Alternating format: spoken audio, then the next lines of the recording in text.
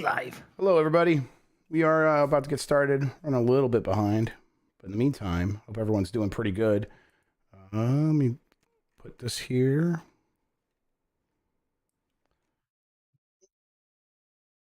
We will be talking about. What was our topic this week, Mike? I put it in. We have the Mount Rushmore of 2D platformers. Yeah, Mount Rushmore of. Was it 2D or 3D? 2D. 2D. Okay. I believe. I can open up Discord and just look and see exactly what people are talking about anyhow. So I got to do that. I'll get that there.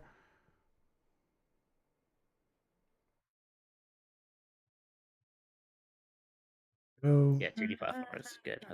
I was worried I had to look at myself. It's good. Oh my god, that picture. I don't see anything wrong with it. Okay.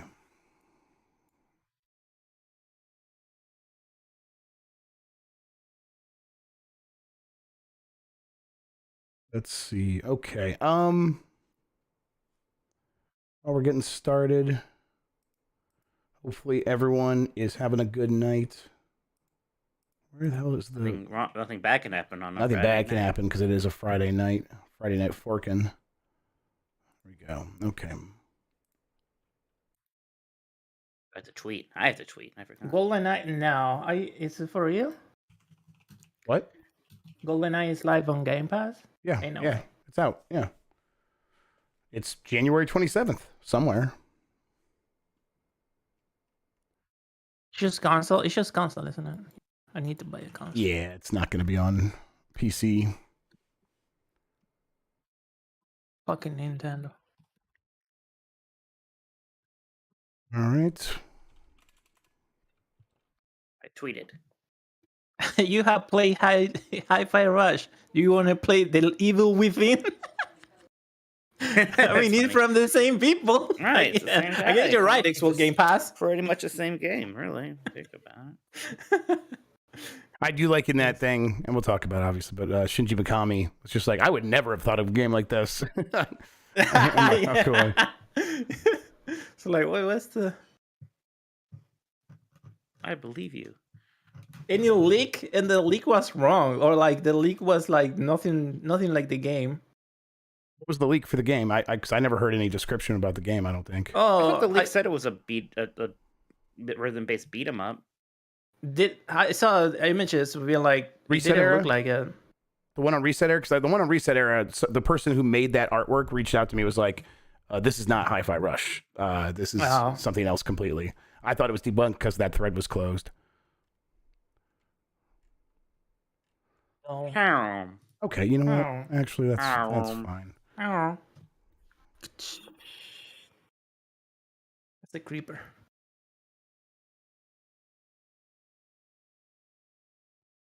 Oh, that's what we need to do. So okay, we can talk about that there. All right. I think we're probably ready. Is the music up? Yeah, I was just gonna do that next. Hang on. Let's see in today's episode. Have you co-tweeted it? Mm-hmm.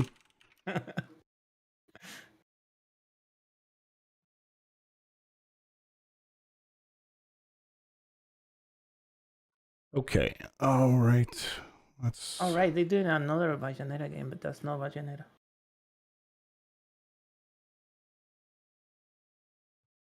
You guys probably don't hear that.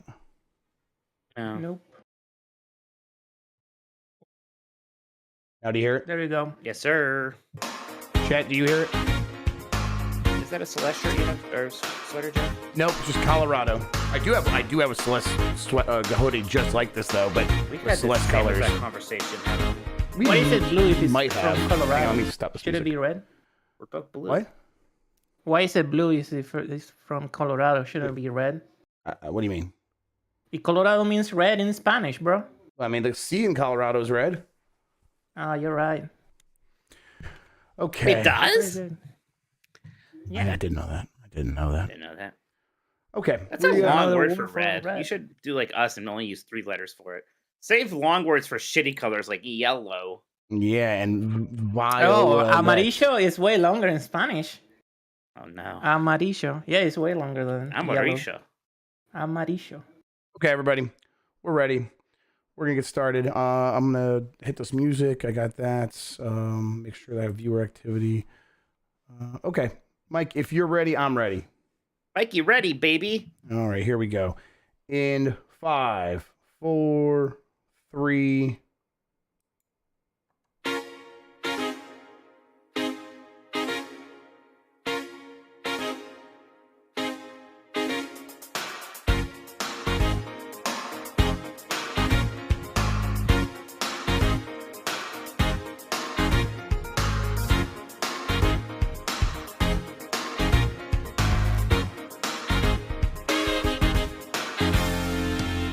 The internet, you're busy, let's do this. Welcome to the Game Mess Decides podcast. This is the podcast where we decide everything about the world of games so you never have to think for yourself. I'm your host, Jeff Grubb. With me is Mike Minotti. In today's episode, we have to stop Mike Minotti from guessing Metacritic scores. It's killing me. Not even Mike, slowly. It's my new super talent, apparently. Very quickly, it's killing me.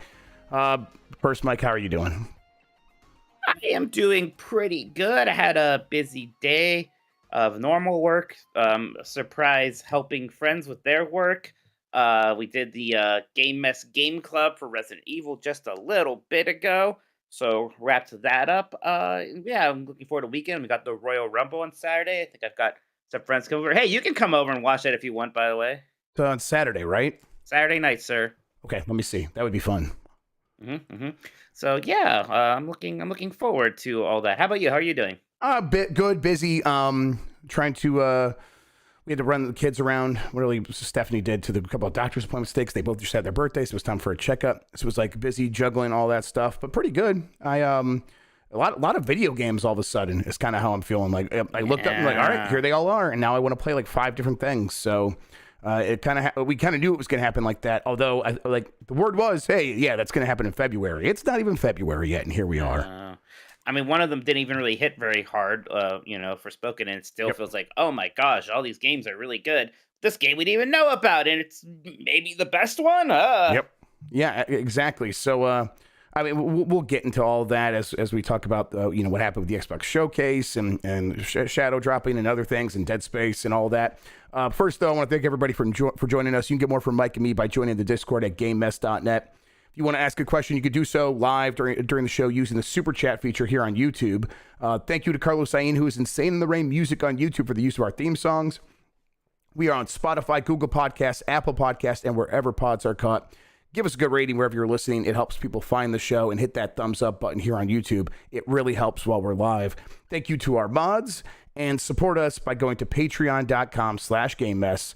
That gets you access to the private channels of the Discord, the monthly Q&A, 1 month early access to the Jeopardy game, and participation in our monthly game club discussions. It also just means a whole lot to us. It's been, again, the Patreon's been growing. It's been very nice to see. And like, if you're looking to, like, I want to support the creators I like. Patreon's been the best way. They have the best cut. It's the most supportive way. It's the most direct way, and also it just feels the best because it's like, you see the community wanting to grow and wanting to hop into the Discord and participate in things like the game club stuff that happened tonight. It's really cool. So we appreciate that. Shout out to all of you. And I know it's not always possible. So when people do it, it means a ton. And if you can't, keep showing up here. We just love having you. Mike, I have just kind of a couple topics I wanted to talk about before we get into other things tonight. Mostly wanted to just start with that Xbox Showcase and kind of take your temperature on it. How are you feeling about it? Pretty good. It was mostly as expected. They had what they had, but then they had like the one surprise, and it was a really cool surprise. So yeah, I thought it was fun. ESO, it continues to be like this good MMO, and I think it's smart of them to kind of, when they can, reach out to a larger audience there to kind of keep it going, see if it can grow a little bit here or there. But still, I think it's mostly found its audience, and they are doing a very good job of releasing a very steady stream of content with that one, even if I'm not always checking it out. I think Forza looks very good. A little weird that there's not a release date for it, but I mean, hey, that just means, that's probably a bit later than we all thought. Yes, so... let's we can get into that. I guess I have a couple of stories I was gonna break over a course of things. That'll be my story for this one. How about that? You have a story? You have something to break here? Yeah, let's go through this Xbox stuff and we'll get to it.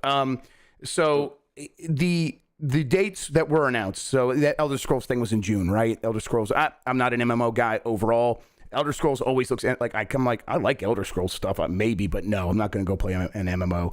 But that's coming in June. April was the Minecraft Legends, right? And then May 2nd, the rumored date for a long time now is Redfall. And then, as you pointed out, Forza was just 2023. What was? Can we? You know what? Let me find this Keeley tweet. But I guess while I do that, how do you feel about that schedule? Is that pretty okay for what Microsoft is doing, especially considering what happened with Hi-Fi Rush as well? Yeah, I feel like that's pretty good for a first half there. I mean, definitely compared to whatever their first half was last year, right?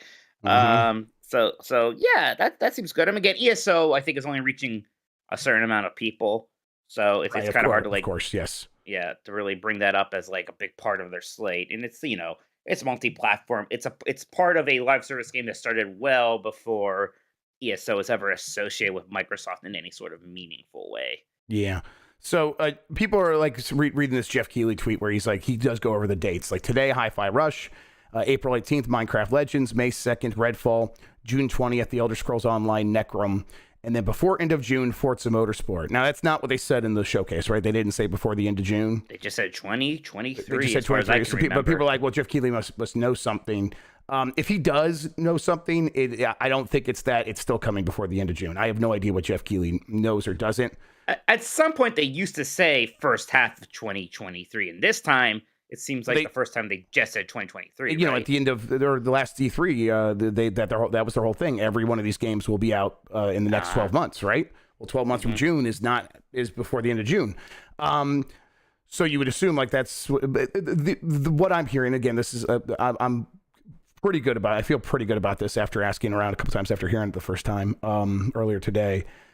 It does seem like that Forza is going to slip later into the year and probably won't be the first half of the year. Now, I don't think that's too surprising after hearing 2023, but I do wonder why they wouldn't just come out and say that now, because it's just going to be more pain later, right? You just kind of have to rip the Band-Aid off if that's the case.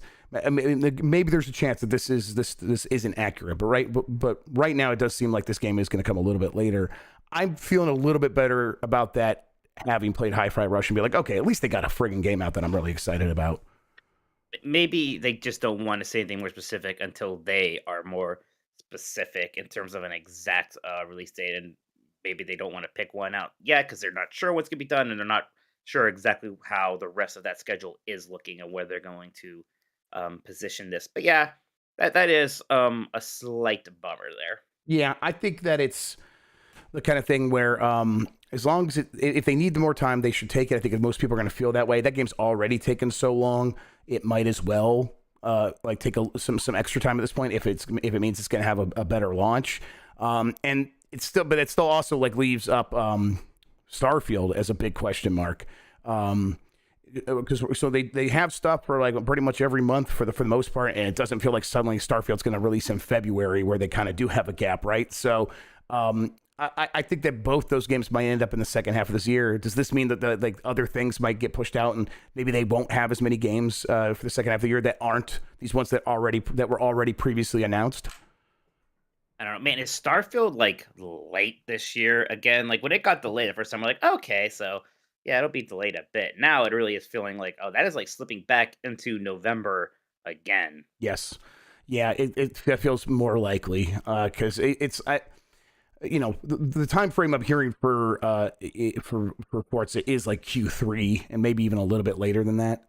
So it's well then November for Starfield is just not out of the realm of possibility based on that. But that's just circumstantial. That's not hearing anything about Starfield. We'll see. They didn't talk about Starfield during this showcase. They said they still plan to sometime soon. We haven't heard exactly when. There's already talks of other showcases coming from Xbox. Specifically, though, they did say they would have a summertime showcase. Very specifically did not say E3, though. They're probably not going to be at E3 if they didn't say that either, right? I mean, I hope so. I don't really want all this stuff to be spread out. How long am I going to have to be in LA for? Because we already have Summer Game Fest and then E3. Your thing needs to either be at one of those or just happen at the same time as one of these things, or maybe right in between. I don't know. It sounds like again, a big game mess. Yes. May be brewing. Yep.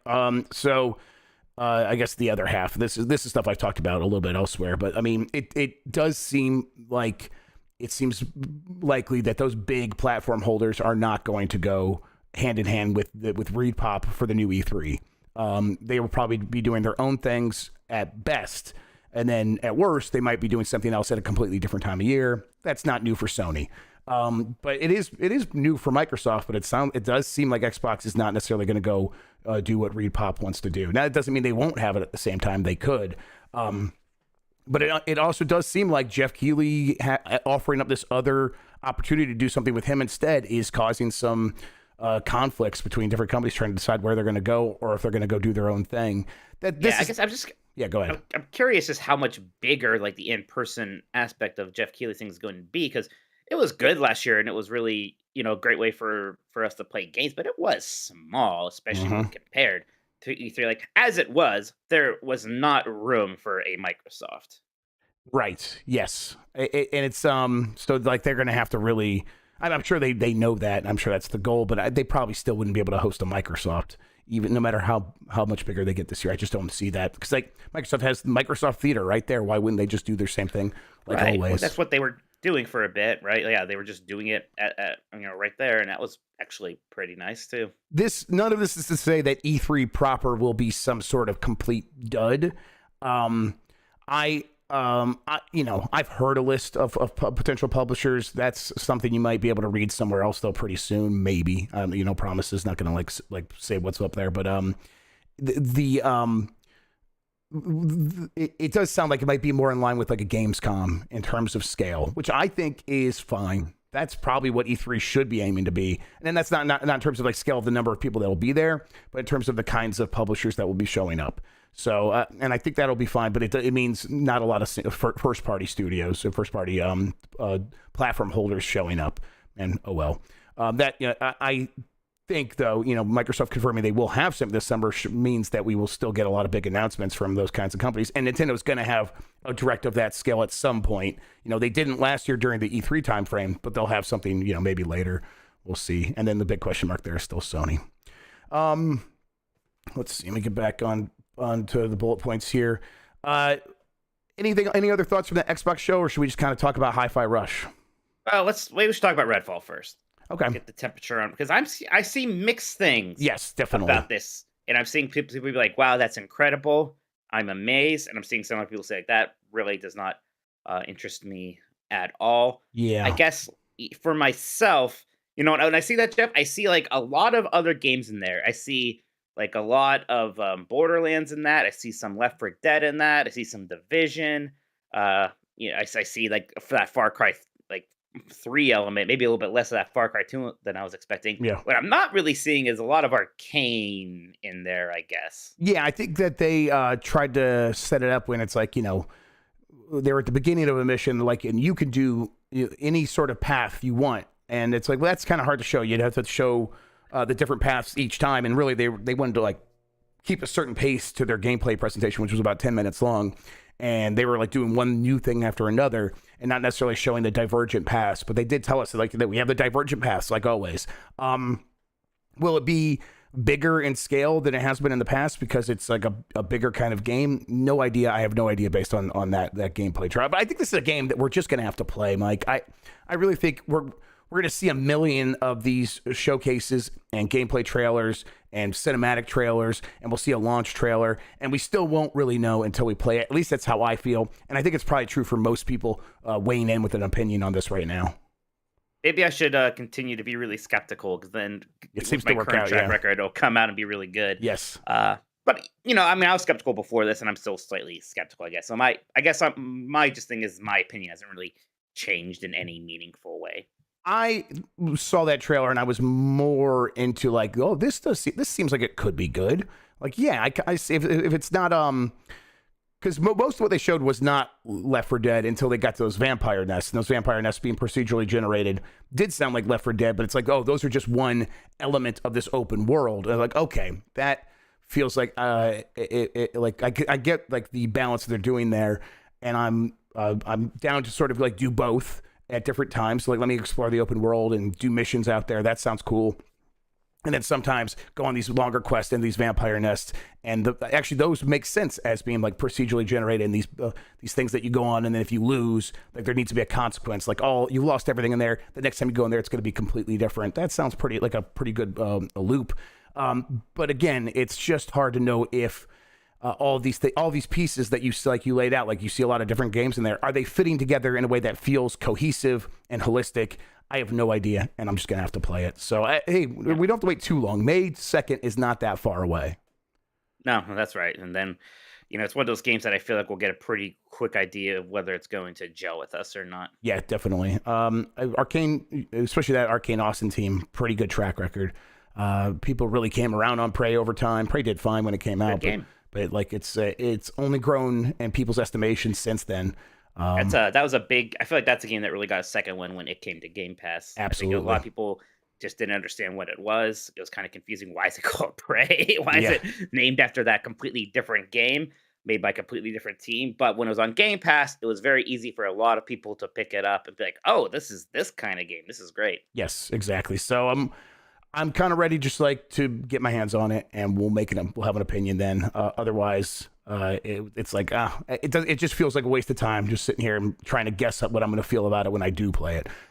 What was easier to look at and be like, well, this looks cool, is Hi-Fi Rush. That was, even having it leak a little bit, we didn't really know what it was. And so it was still quite a surprise. And then to have it shadow drop was an even bigger surprise. They really just nailed that, I think. I know now.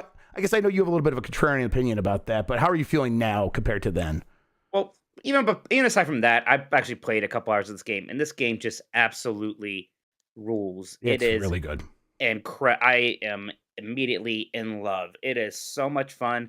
It is so gorgeous. It is just the best game at trying to do the whole, we're going to look like a cartoon. Just insane how well they do that. They kind of use some of the tricks from like Spider-Man to the Spider-Verse, where like the characters are moving at like a slower frame rate. Yeah, they're animating on the twos. Really just the way that that combos work, they feel so good. How the whole world is pulsing. It's all very readable. It is, fantastic. I'm a little confused about the shadow drop on this one, Jeff. Just because this is a company that has been criticized very heavily for the last like year and a half about having a really slow release schedule, not talking about a lot of games, not being at the Game Awards. And I'm just like, well, you could have shown this at the Game Awards. And that people would have, like, some people are like, oh, it would have been overshadowed. I'm like, I don't think so. I don't think the concern would be that it would be overshadowed. I think that you actually kind of, like, they didn't have any games. And so their next game release couldn't be a $30 new IP that looks cartoony from Tango Gameworks and unknown quantity, because it's like a recipe for Puddle News, where it's just like we're gonna look for every single reason to have anxiety about this thing. This thing's only $30. It's gonna be some little like mini games, and it's not gonna actually live up to any of our expectations. And we're gonna put all our hopes onto it because this is the next game from Xbox. And as Xbox fans, they're freaking out about, oh, this game needs to be the second coming of Jesus, and it puts all this extra pressure on this little team inside of Tango Gameworks. I mean, these are the realities on the ground that often as developers and publishers you just have to deal with, but they didn't have to deal with it, I think, because they put it out, it made a big splash, and it seems like it's crushing it. Am I really like just naive, or my taste is different? Like, to me, like the trailer they showed was so good. People really wouldn't have been anything but just super excited about that, and just immediately like, oh yeah, that's great. We're all really excited for that. Yeah. I mean, I would hope so, Mike, but I think that they would have been happy in the moment. And then I think it would have been weeks of just spiraling down, of like feeling worse and worse about, why is this game only $30? Okay, so here's my other looking a gift horse in the mouth thing. I don't know if this game should be $30. No, I know. It's hard to tell why it's $30 playing it, because it's like, I think this might be the best looking game I've ever played, actually. And I'm like, part of me is almost like, and again, this sounds like really obnoxious, because it's like, obviously it's great for us that it's cheaper, but and everyone's like, oh, well, shadow drop it because it's a smaller game. And I'm like, really, like, what makes this a smaller game aside from the fact that they're charging $30 for it? instead of like 60 or 70. Like unless it's really short, and it doesn't seem like it's going to be that short. I already played like 2 hours of it and basically beat one out of what seems to be like 7 setup boss characters. Yeah, Matthew's saying it's supposed to be like 15 hours. It looks incredible. It looks like the best game ever. So is it a small game just because it's not open world and it doesn't have like realistic graphics? That's almost like troublesome if we're setting up a game to be a small budget game just because it's not those things. Like that's almost like, how is this a small game that's $30 and like a Returnal is a $70 game, right? And like I hate to make that comparison because it's accidentally an Xbox versus PlayStation comparison, which isn't really what I'm trying to do. But I think you know what I mean. I mean, I know what you mean. The people, the fanboy, the ponies out there aren't going to hear that. But okay, I think you're right that it's troublesome. I don't think they viewed it that way. They probably looked at it as this actually is a smaller team. And because we aren't going for realistic graphics, we can actually build this with a reasonable amount of people. And maybe we should just charge less for it since it's not taking up the whole Tango GameWorks. We're making it pretty quickly. I don't know. I think they probably factored that stuff into it. It's weird because these days, well, really forever, but these days that stuff usually doesn't get factored in. Especially like you look at Nintendo and Sony. Nintendo's like, no, that's $60. Our games are $60. It doesn't matter what scale it is. It's $60. It has nothing to do with how much it costs us to make it. It has everything to do with how much we think you should pay for it. And Microsoft not doing that feels a little out of place. And maybe there's a risk of them devaluing their own games, devaluing a very, very good game. Beyond that, it's like hard to figure out why it's cheaper. You're right. I haven't played through it. I've played the first couple of hours. And through those first couple of hours, it feels like it if it was coming from like a Bandai Namco, it would have been a $60, $70 game. Yeah, easily. Right, it would have looked worse. So trust me, like don't get like nobody get mad at me because like this is mostly coming from a place of this game's incredible. I want more games like this. I want just so much more of this. And I hope it's set up for success here. And it probably is. Like, the Shadow Drop did get attention. Maybe that it was actually better marketing than showing it off at the Game Awards. Although again, the Game Awards has 100 million people watching it, so that's just like where I'm a little not convinced that this was the best route for this. But I get it. You need Game Pass content for sure, and this is as good as Game Pass content as there has ever been. Everybody should try this game. I think it's just gonna. I'd be shocked. All right, this isn't on my like top 10 at the end of the year. Yes, maybe higher. I'll be shocked. Good, and it's like actually funny, which is like the hardest thing to do in video games, maybe ever right now. The acting of the animation is like really good. The facial expressions, the like following up the quips with a nice pose is always like really good comedy. Punctuation. It's great.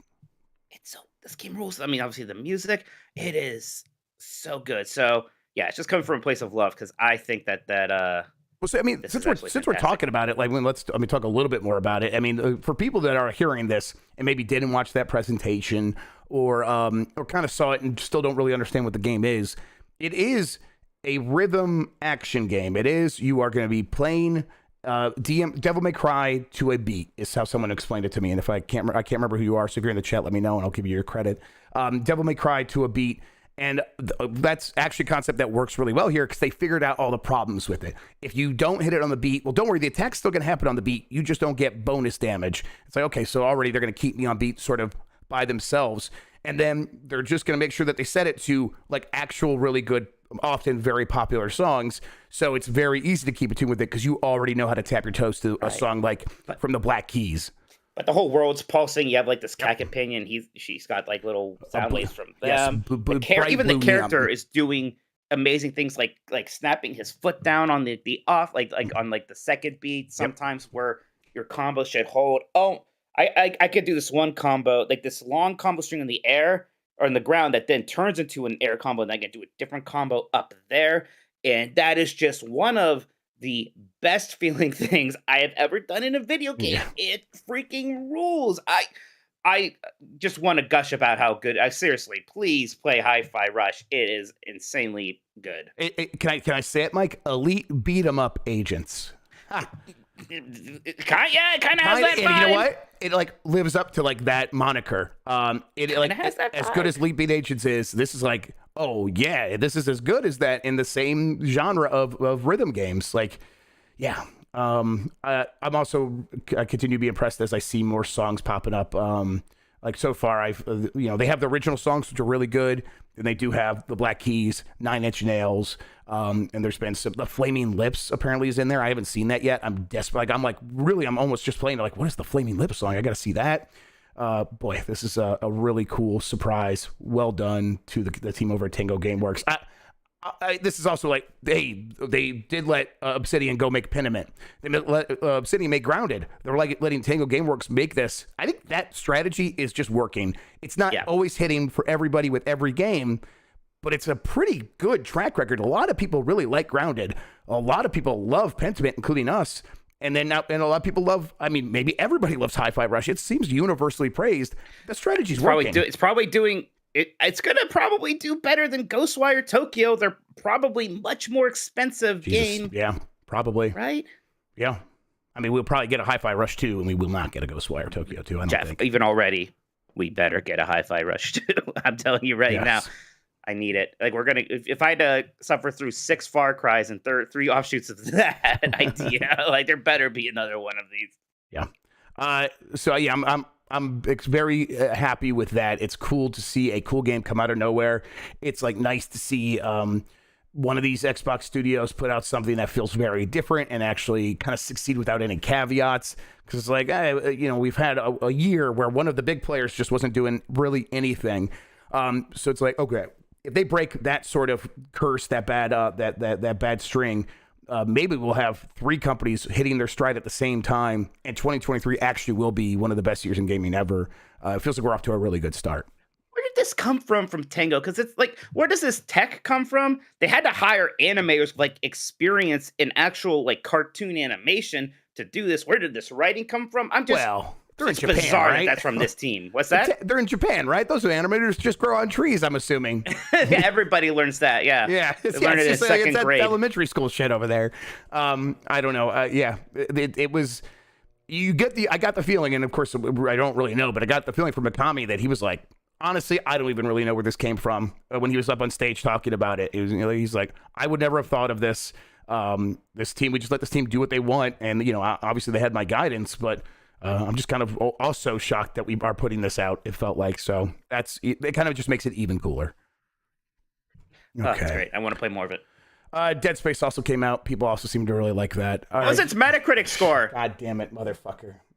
What? I got an 89 on Metacritic, which I'm sure will change by April 1st. I hope. That's exactly what I predicted. Yeah, and I said 84 for some reason. Okay. I remember at the time, I was like, why? You don't think it's going to be better than 84? You're like, no. And you gave me some dumb reason. And yes, because yes, that's right. I did give you a dumb reason because, and I was coming up with my excuses all day. So I'm like, okay, here's my big excuse. I'm hosting the show. I'm doing everything. I can't actually think. So next time, Wolf, I want a list of the games the week before, and then I'm going to sit down and really think about it. And then I'm going to do better than Mike. Mike, so people that are unaware, at the beginning of the quarter, one of our audience members very kindly put together this little game where he said, here are the games coming out this first quarter. Mike, we're going to have you and Jeff guess what you guys think the Metacritic score is going to be. And we did this all in one episode. And so far, 3 of those games have come out, and Mike's been closest on all 3. Pretty close, too. This one...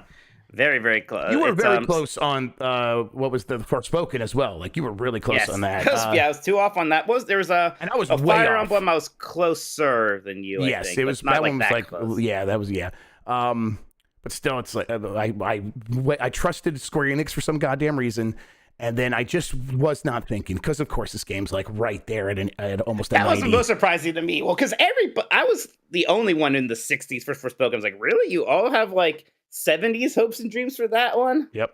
Yeah. I just didn't think Square Enix would do that. They've done it before. Of course. And I'm like, of course they did. Of course they did. Jeff, have you heard the story about the frog and the scorpion or whatever? Oh, yeah. Yeah. Yes. Yeah, absolutely. Law. So, but hey, I'm very happy to hear that people are really enjoying this game. It's been broken for me, but I think it's I actually haven't tried it in the last day or two, so maybe there's been an update that'll fix it so I can actually play it. Very excited. It's broken for me on PC, but it looks really good, visually stunning, and people seem to really like it. So yeah, are you gonna jump into this weekend?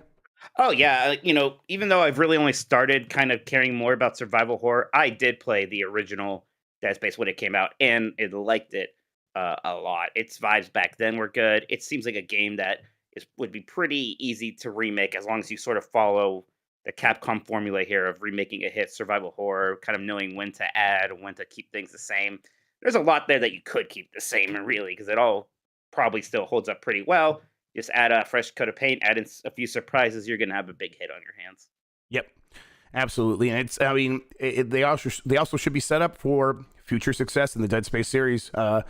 Whether the next thing is like a remake of Dead Space 2 or some sort of new branch of Dead Space, either one could work at this point. Sure. I mean, honestly, they might just start doing the Resident Evil thing, a new Dead Space 2 remake. New Dead Space 3 remake. It seems like there's no reason that shouldn't succeed, make a ton of money, and actually all be very, very, very good games. All that should just kind of work out. I guess the one thing there is like that's Motive, right? EA Motive. This is like their best reviewed game. I think they did the single player for Star Wars Battlefront 2. They did Squadrons, right? They worked on Squadrons as well. Yeah. Squadrons was like, I guess there's been like an arc up for them, right? Because the Battlefront 2 campaign I didn't think was very good. People liked Squadrons, but that was a smaller $40 game. People like Squadrons, but it didn't seem to have a lot of staying power, did it? Definitely not. No, absolutely not. But it seems like it succeeded for what it was. They never expected to have staying power when they sold it for $40, right? They knew what they were doing when they put it out. But now, hey, Dead Space is just crushing it, and it's got to be nice to be like a team like that and like really nail something. And I think this is going to just continue to ripple through the industry where more companies are going to look around and be like, why aren't we remaking our biggest games ever? It works for Capcom. It's working for EA. If it works for them, we can do it too. So definitely, if they haven't started, which all the rumors are, Konami is working on like a bunch of remakes for Metal Gear Solid. If they haven't started yet, they will soon, and we'll get all those eventually. Yeah, absolutely. Yeah, exactly. Why not? And it's kind of even weird. I don't know if I'm segueing to your next thing here, but I do wonder just how long really until we start seeing Uncharted remakes. Yeah. So yeah, that was the other thing that happened this week. Is that we got some more interviews with Neil Druckmann. I think this is where this came from. And he was asked, hey, what about the future? What are you guys working on next? Do you have to make a new Last of Us, or can you work on Uncharted if you want to? And he's like basically confirmed, we are definitely done with Uncharted, and we can be because Sony lets us go ahead and make whatever we want. If we didn't want to make a new The Last of Us, we don't have to. No one's telling us we have to do anything. We have the freedom under Sony. And so, the headlines were, Neil Druckmann says they don't have to make a new The Last of Us, and that they continue to be done with Uncharted. They're gonna make a new The Last of Us, Mike. I can tell you that right now. I don't think they're lying per se, but no, also, definitely not. They wouldn't have to, come but on. they're gonna. I mean, I think he wants to make one, but that show is doing so well. There's just no way we don't get a new The Last of Us. I do hope it's not maybe the very next thing. I would love this, just like how we had. The very next thing we know is Factions, right? So well, okay, I mean, yeah, I guess, right? Yeah. Between Factions and Last of Us Part 3, I do kind of hope that there is like a new thing, just like how we had The Last of Us 1 in between Uncharted 3 and 4, right? Yes, I hope that you're right. I think you probably are, because those Last of Us games take so long. Just do something else in between. That's not Factions. Now, he is saying like Factions is going to have story elements, and he's been saying that for a while. But he's reiterating that, which makes me think that they probably will do like the TV show, like the second season, maybe third season will be Last of Us Part 2 split up across multiple seasons.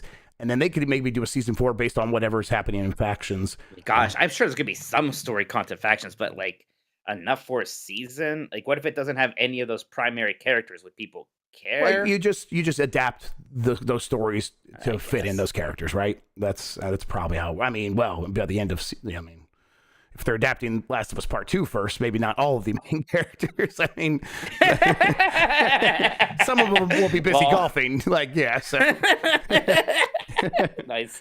Yeah. I mean, Jeff, like I figured Naughty Dog was probably done with Uncharted. It still makes me a little sad because listen, I think I remember you most from like early on, the early days. I mean, I knew you guys from Leap, from Exploding Barrel podcast and stuff like that. But then you did the thing on BitMob where you had the comic, and you're like, Uncharted 2 is going to be game of the year, and like you're calling your shot, and it was like you were the Uncharted guy, and so it's like. In my mind, I'm like, well, Mike's an everyday average Joe. Everyone likes Uncharted as much as Mike does, or maybe he's a bigger fan than most, but most people feel the same way. I put out a poll today. Do you want Naughty Dog to make more Uncharted? I bet most people said no. And the vast majority of people said no. And I'm like, I didn't know this. I think there's been a bit of a turn, Jeff. I think there were more people like me recently. I think there's been a bit of a turn against Uncharted, and that's fair. I mean, look, it's the same reason why people turn against Forspoken. The kind of carefree quippiness era of writing is sort of done. Yeah, I guess so. And that's why when people say, how come it was okay for this thing from 5 years ago to do it, but not Forspoken? It's like, oh, it's just we have trends with writing, right? Just like how in the 90s everything was really ironic or kind of gross, right? That didn't hold out for forever. We had this kind of quippy era that, happened because of Whedon and all these Marvel movies. And now people are kind of done with that. And it's kind of why I think it's a little rough for Uncharted right now when people look back on it. I think, maybe, again, if there's a remake, people will reevaluate it more favorably again. I don't know. I love Uncharted. I never understood, even like the complaints people would have. Like people would say, oh, the shooting doesn't feel very good in it. And I was like, I don't really know what you mean by that. Like, I'm sure there is a point to it. But yeah, there's been a turn. I mean, you probably heard it. I mean, I think when you brought it up on something not too long ago, and like I think everybody on the podcast where was kind of like, Uncharted. It's like it's almost getting Sonic-fied in some weird way. I could not have imagined that happening to Uncharted, but here we are. I don't know. I only have a limited experience with Uncharted until Uncharted 4, and then I really like Uncharted 4 quite a bit. 4 was really good. Really good. Even then, it kind of felt like. I remember saying this back time, it seemed ridiculous to say. It's like, I feel like Uncharted 4 is kind of underrated for what it is. And I kind of still stand by that. Yeah, I just, I don't know. I'm not here to tell Naughty Dog their business, but it just seems like such a risky thing to continue going down. I mean, you talk about trends and trends changing. It feels by the time we get a Last of Us Part 3, will have gotten a lot of the TV show. Well, probably at least a second season. Maybe a third is on the way, if not already out. People might be ready to move on. I don't know. It just feels like are they going to double down on that, really? I guess they probably will try something new. But will they try something new on the scale of The Last of Us? I don't know. You always have to have the one kind of come out when the trend is dying a bit, which is, kind of what happened with Uncharted 4. So I think even they know that. I think in their hearts they know they can, it's important to get working on the new thing. Just like they did with the first Last of Us when they were kind of winding down on Uncharted, because you got to get that thing ready. Yeah. Some people were saying that I think the Uncharted movie is interesting. It's not like the fall of the franchise, but you get a mid Uncharted movie. So how much excitement is there going to be for that franchise? And then The Last of Us gets to show that by all accounts is like super high quality and super well done, right? It speaks better to the future of that franchise. Absolutely. Mike, any other stories from the week you want to discuss while I fix something in another scene real quick? No, even though it seems like you really want me to kill some time for you. Yeah, just anything. Could you do a dance or something? Just a little thing? Man, Uncharted 2 is a good game. I want to play that game. I wish that was on PC so I could just go and play that again. Yeah. Right now. Yeah. Are you excited for GoldenEye? Are you playing GoldenEye tomorrow? I'm gonna. Yes, that did just come out. It is out on the thing now. I guess really? That's a small little story. Did you see that Nintendo posted a music clip? The music clip, yeah, and it didn't have the whomp, the sonar thing that happens in the song that like really gives it its oomph. And I was like, this is not good. This is like, you can't put this game out with that because that's such an important song. The depressing thing about that is that it kind of just confirms like they just don't know. They're like, yeah, the thing, put it out. And then like other people have to tell them half the tracks are missing from this. Right. And so, but people have begun playing it and they've confirmed that it actually is, that the sonar is in there. So, okay. So we might be okay. We might be okay. All right. I want to play this tomorrow or on stream at some point this weekend because I know I talked a lot of shit about GoldenEye. I got my Nintendo 64 controller for the Switch over there. I'll be ready to go and give it a fair shake. I've been playing a lot of old games lately, so I don't think the jankiness is going to bother me that much. I kind of like jankiness, Jeff. Absolutely. Well, while we're giving things a fair shake and a million games are coming out, Mike, I got something important to talk to you about. Okay. Mike, it's review season, and I can't go into another review season with dirty, unshaven balls. Michael Minotti, it's been a time of year where it's time to get right down there, which is why I'm very happy that we are supported this week on the Game Mess by Manscaped, which is the best in men's below-the-waist grooming. Their products are precision-engineered tools for your family jewels. Manscaped's Performance Package is the ultimate men's hygiene bundle. Join over 7 million men worldwide who trust Manscaped with this exclusive offer for you. 20% off and free worldwide shipping with the code MESS. That's MESS at manscaped.com. And that's 7 million men worldwide. So that's 14 million balls. Mike, how do you feel about that? I hate hairy balls. That's why I wanted to talk to you about it, because I knew you had the same passion that I did about this.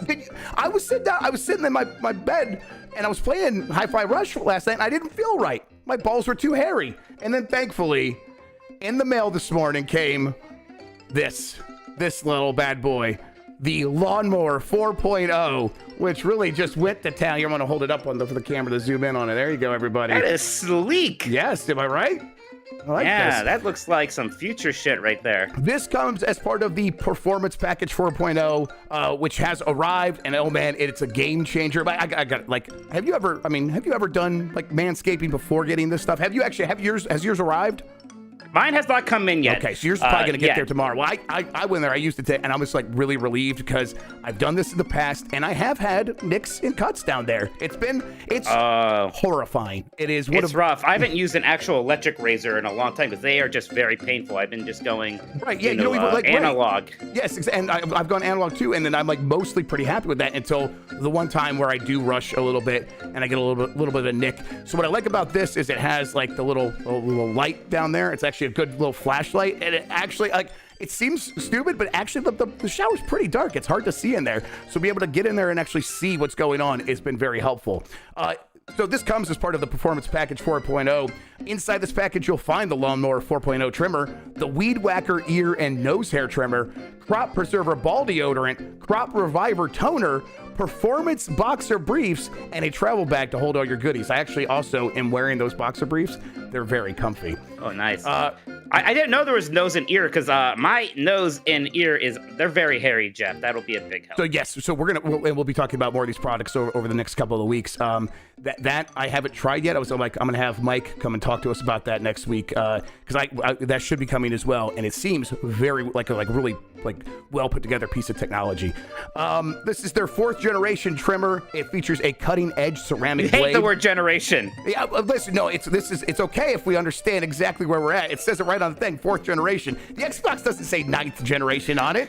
Go to hell. Was that the NES generation or what? Yes, I'm pretty sure the 4th generation was the NES. Go to hell. You're right. Never mind. It has a ceramic blade to reduce grooming accidents thanks to their advanced skin-safe technology.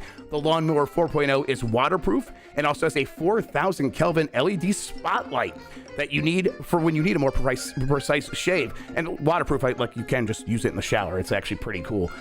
Because that's where I always do this stuff, is in the shower. Yeah, because what's your option? I'm not going to hover over a trash can because I don't want it to get on my bathroom floor. So it's like I refuse to clean my pubes off the floor. Right? Yeah, exactly. They need to just go down the drain with the rest of my sins. So this is very good. So yeah, it's waterproof, and you thought that was good, but want to take the grooming game even further to the next level. The Performance Package 4.0 also includes the Weed Whacker nose and ear hair trimmer. The Weed Whacker is also waterproof and provides proprietary skin-safe technology, which helps reduce nicks, nags, and tugs in those delicate nose holes, which is what I would be worried about. So it's like they've thought about all that. You're good. Their Crop Preserver ball deodorant and Crop Reviver ball toner will change the way you approach your hygiene routine. Trust me when I say this, fellas, your balls will thank you. Manscaped even threw in those free gifts. What's a ball toner? Ball toner, so I read the directions. The ball toner is for when you get out of the shower and you've done your grooming, you put the ball toner on, and it's going to ensure that you stay smelling nice for a longer period of time. You're also going to be nice and moisturized, and you're just down there, you're going to feel better for longer. Now, the ball deodorant is you're going to go in there and you're going to put that on later when you need to freshen up. I got you. Okay. And you need to a pick me up at the end of the day. Like you've been Yeah, working, well, but you're not we going know to when take a that's shower. for, Jeff. We know when that's for. Well, listen, I'm not here to. I mean, not everyone's gonna know. We got kids out there. We got to tell them what's going on with the crop deodor. the crop preserver. Excuse me. Yeah. Yeah. Manscaped even threw those free 2 gifts. The Performance Package 4.0 includes the boxers and the Shed travel bag, which are very nice, very handy. It's time to take care of yourself. So go to manscaped.com and get 20% off plus free shipping worldwide with the code MESS. MESS. That is 20% off with free shipping at manscaped.com and use code MESS. Unlock your confidence and always use the right tools for the job with Manscaped. All right, Mike. Let's take a quick break and we'll come right back.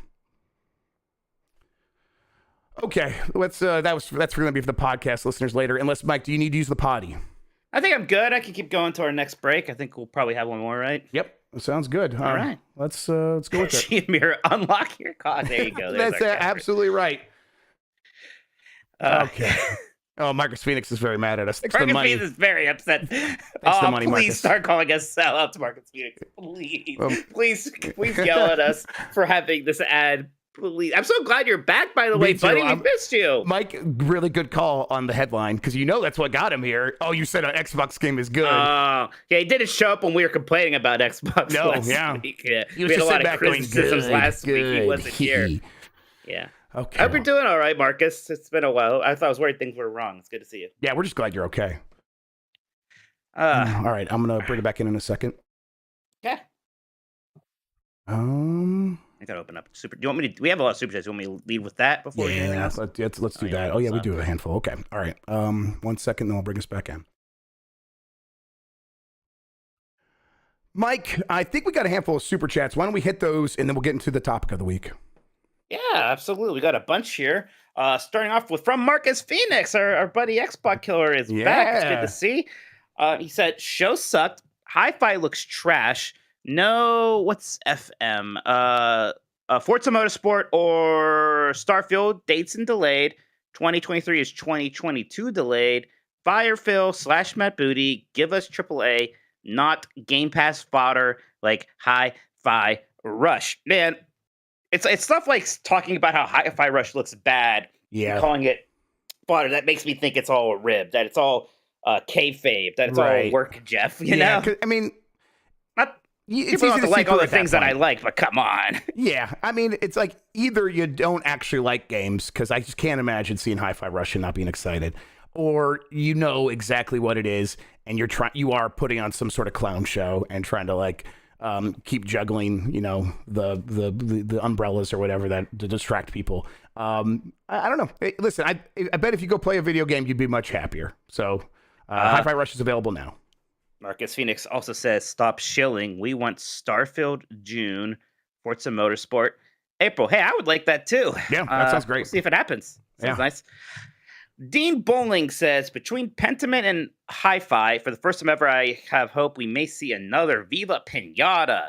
Okay, maybe not, but I can dream it. Well, so what is Rare up to right now? Obviously, they have they're still working on Sea of Thieves, and something is happening with Everwild, I guess. I mean, who knows? That does seem like why?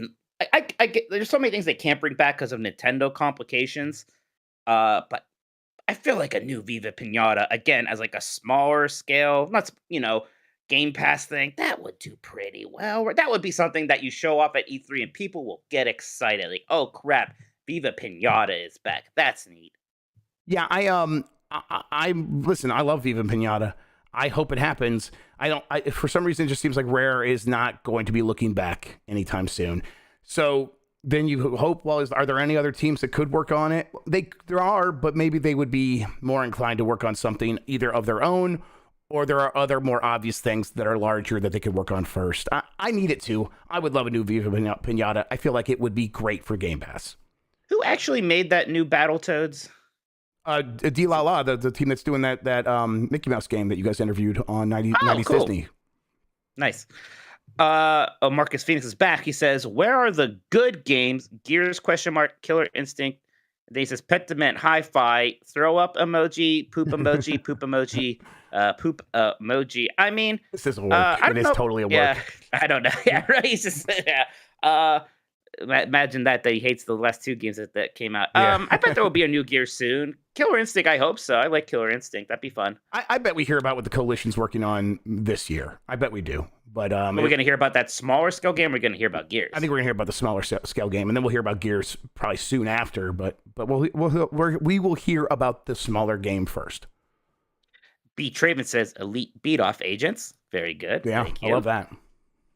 Big Fresh 37 says, do you have any more recent updates on Contraband? Yes, You said it had missed some milestones, but that was like a year ago. Are they back on track? I haven't heard anything new in a while. I haven't been asking because it's like with that sort of thing, you'll get updates when you get updates, or they will publicly announce something new about it. But I'll check in. I bet that it's not necessarily like back on track from where they were supposed to be before those like missing the milestones. But I have no reason to assume that they've continued to like fall apart or anything. It's just that team always had some issues meeting their milestones. But we'll see. I'll look into it and see if I can find any more updates. I bet the game's going to be just fine. Canoodle just says, he. The Uncharted Wolf says, I'm glad you all are enjoying my game. This is referencing the Metacritic guessing game. Jeff, let me know what I should change up. When I reveal the results on Nintendogs, and Mike's going to be reading my question for a while, so I want to clean this game up. I think the game is perfect as is myself. I'm sure you do. Yeah. I just need a list of the games that you're going to give us a couple days before, so I can actually like think about it instead of doing it on the fly on the show. Because it was very. These are all excuses again. This is me just like Mike's just cleaning the floor with me. So these are all just excuses I'm making up. But next time, let's change it so maybe things will be different. Is all I'm really saying.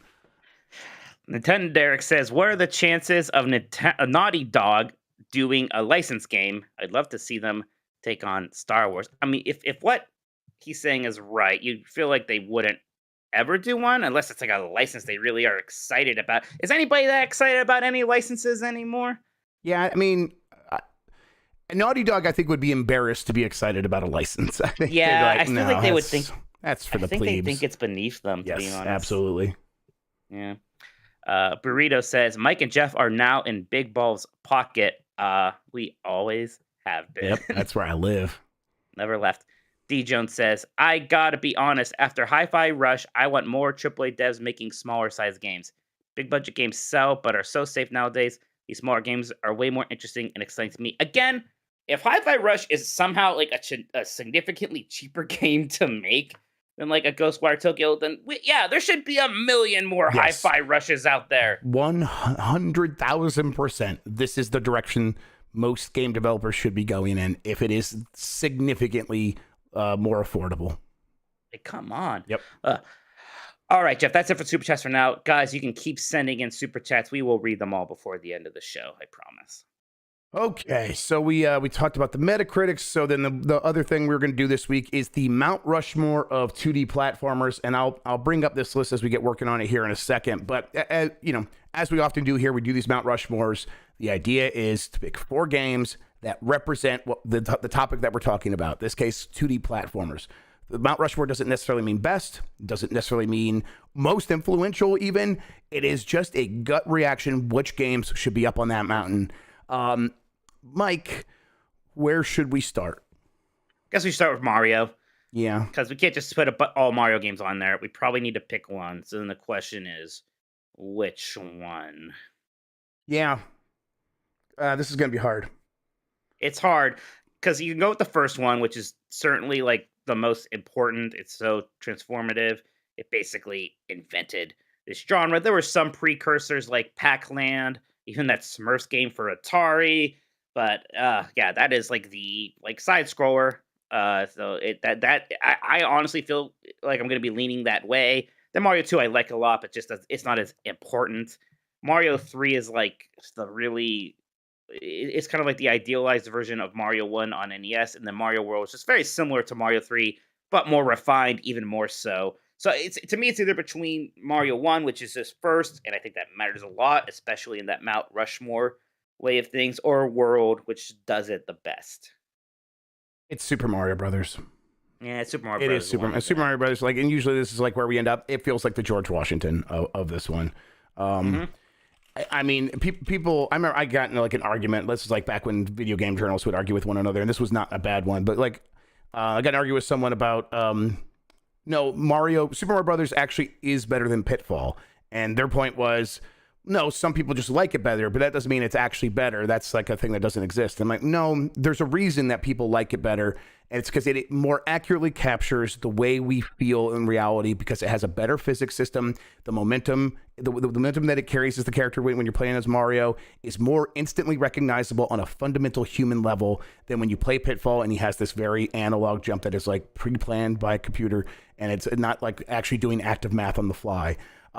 Super Mario Brothers is the game that really nailed that, and then of course the smooth side scrolling along with that, and just being a pretty fun and well designed game, one that actually does hold up more than people give it credit for as well. Oh, it holds up very well. Yes, still. Super Mario Brothers is definitely on here. I think this is the right one. I would have probably been okay with Super Mario World, but Super Mario Brothers is actually the correct answer here. All right, so we got that away. Okay, so we did Mario. Yeah, let me bring up this for people to see as we do this as well. And we'll do, for audio listeners, we will do recaps as we're going along. Just don't worry. So we got Mario right now. Jeff, do we get a Sonic game on there?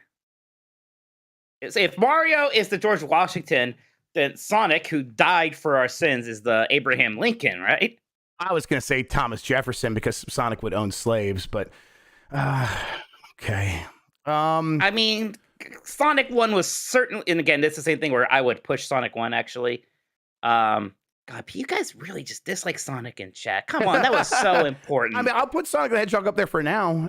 You put it for, yeah, I'd be surprised, honestly, if you can really show me three other 2D platformers that are more important than Sonic the Hedgehog 1.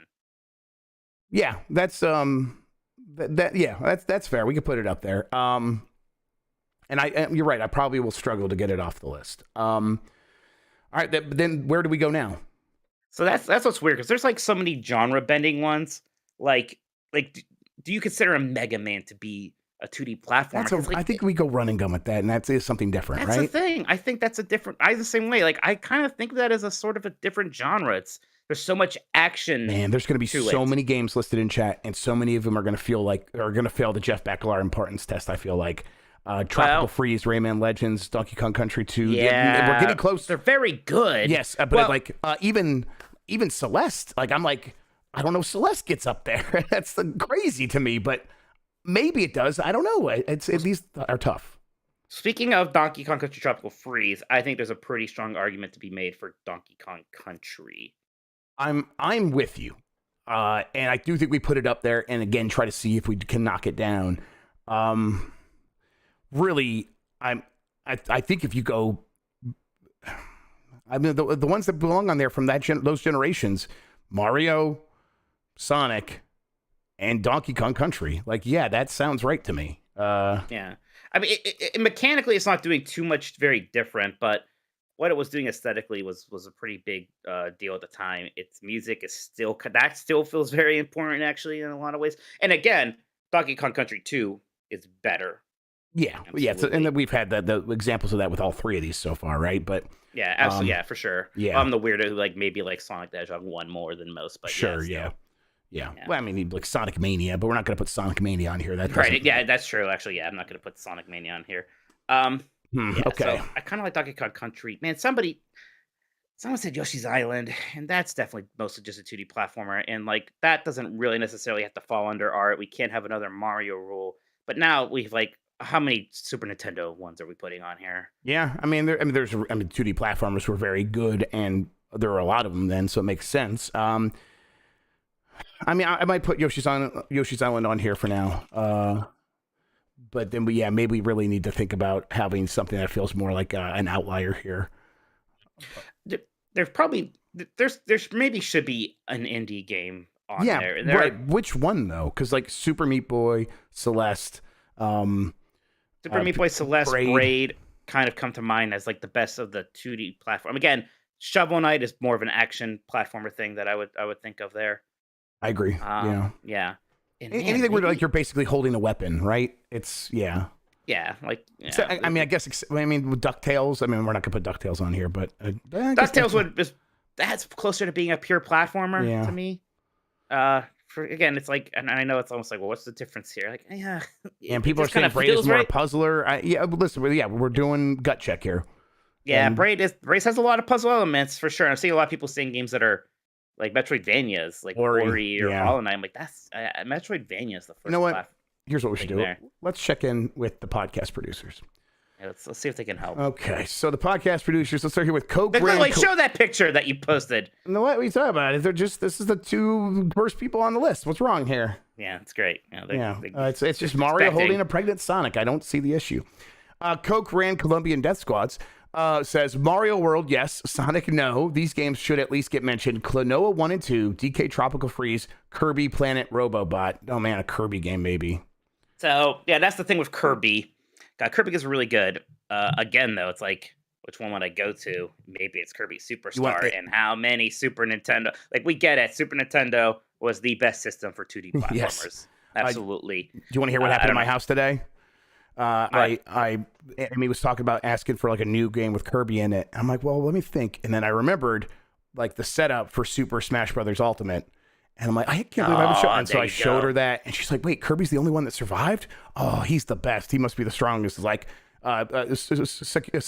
Sakurai? Yeah, Sakurai certainly thinks so, yes. So she started playing Smash Brothers tonight. Yes. Oh, I can't wait to fight her next time I'm over there. No mercy. She got pretty good. She made her sister cry, so that's where we're at already. Kirby, you're right. Too many Super Nintendo games at a certain point, and Kirby's not as good as these other ones. Klonoa. I like Klonoa. I liked Klonoa 2 a lot when it came out. How important is Klonoa? Man, it sucks the same. And I know it's not the only thing that matters here. Just pure quality does too. And Klonoa maybe is like a really good example of that 2.5D era. Like, as much as I love Pandemonium, Klonoa probably did nail that a little bit better. But here's Screaming Madam. While it's fairly recent, I'd love to see Celeste on the Mount Rushmore of 2D platformers. It's very tough level design, lined up with a narrative of how hard it is to climb to the top of a mountain. Yet it's so satisfying to play that it was worth dying multiple times to see the touching story through while listening to an all-time great original soundtrack by Lena Raine. Mike, do we actually just put Celeste on here? I think Celeste is our Teddy Roosevelt. I think Celeste actually does just go on there. Celeste is very good, Jeff. Yeah. What are we dropping? Probably Yoshi's Island. See.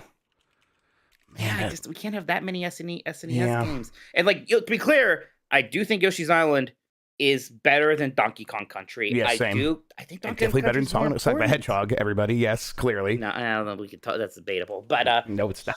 It's fucking not. It's just fucking not it at all. Yeah, well, that's all right. I feel a little bit better about that. Should we read some more thoughts here from? Yeah, let's just do a real quick recap for the audio listeners. So the Mount Rushmore 2D platformers right now, the four we have: Super Mario Brothers, Sonic the Hedgehog, Donkey Kong Country, Celeste, and we've dropped down Yoshi's Island. More from our listeners and our podcast producers. Casual says, just wanted to give an absolute gem a shout out. Sure, it may not play as pitch perfect as the very best entries in the platformer genre, but man, does this game ooze charm and a beautiful presentation. And he's posted a picture of Wonder Boy, the Dragon Trap. The Dragon Trap. That is a great game. That is a fantastic remake. It's a great remake. Yeah, get that on Switch. It's one of those ones where you can push a button and switch between the two styles. You can even kind of stop it in the middle. So like the left side of your screen will be the old like 8-bit style, and then the right. I think it's one of the most it's the one that might blow you away the most with that feature, because you'll do it and you'll go play the old version and it will feel stiff and old, and then you'll hit the button and all of the the physics, all the movement will be exactly the same, but because of the animation, it feels right, and it's like amazing how they pulled that off. That game blows me away. Probably another one, though, where Metroidvania is really the primary genre here. Yes, probably. Hosp says Super Meat Boy would be up there for me. Hard as nails, but fair replayability with level times to beat and collectibles. Being best part is complete a level, and you'll see your prior attempts. It's an absolute classic. Shout outs to Celeste, SteamWorld Dig 2, and Super Mario Land 2, 6 golden coins. SteamWorld Dig 2, definitely a Metroidvania. I get why people consider Metroidvanias to be platformers, but they're not going to be on our... There's so much cross-section there, yeah. They're not going to be on our list here. Mr. Bowlers mentions Braid to cover the basis of an indie game, puzzle platformers. Yeah, we really did like nail those 3 that you really do think of when it comes to like 2D platform. I do think Celeste is probably the best of those. Right. It's like trying to fit another one in there. I mean, it's tough, but like if I go with my heart, go with my gut, and I'm like, and we try to think of a way of, okay, well, we got all the Super Nintendo games. What's one that feels like it could come up from the outside? It's got to be Celeste. I think. Randy mentions Pitfall, the founding father, probably not the literal first one, but the first mainstream 2D platformer I can think of. Laid the foundation of point camera at the side, move horizontally, and jump over things. Also mentioned Super Mario Brothers, Sonic the Hedgehog, Super Meat Boy. Are we just being ageist against Pitfall just because like we didn't care about it because it was kind of before our time? No, it's Pitfall is definitely important. It's not anywhere near as important as Super Mario Brothers. It just isn't. I mean, Miyamoto said, like, I think the game that inspired him was Pac-Land, not Pitfall. Yeah. Now, maybe there's no Pac-Land without Pitfall. Actually, you can make that argument, I suppose, huh? Yeah, but it's, I mean, yeah, we've had this happen before, too. It's like, yeah, there are always, proto versions of these genres. Absolutely. I mean, if we haven't done one, I can't remember now, like a Mount Rushmore of Zelda-like games. One of the games that's Adventure's not going to get on there. Adventure, the ZX Spectrum games from Rare, the Saberwolf games, which definitely inspired Zelda, they're not going to be on there. And they are, if you go and look at them, like, oh, Miyamoto worked with Rare. He saw this and they made Zelda. Like, that's what happened. But still, it's like, no, Zelda is better and more important. Lots of other people, Gigantes mentioned Donkey Kong Country. One Up versus CPU has some fun ones. Pluck, Mr. Nuts, Zool, and Bubsy. Any Euro platformers you want to put on here, Mike? No. Thank you. God, no.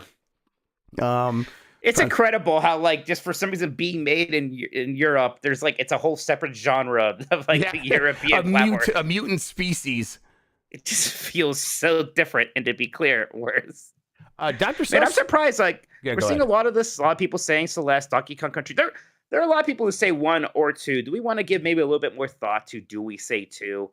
For Donkey Kong does it really Country? matter in this case to have the first one just because it was first? It doesn't seem as important to make that distinction as it did with Mario Brothers. Yeah, I'm okay with that. I'm open to that. Definitely. In fact, Dr. Suss he says Super Mario Brothers, Celeste, Donkey Kong Country 2, and then Super Mario World.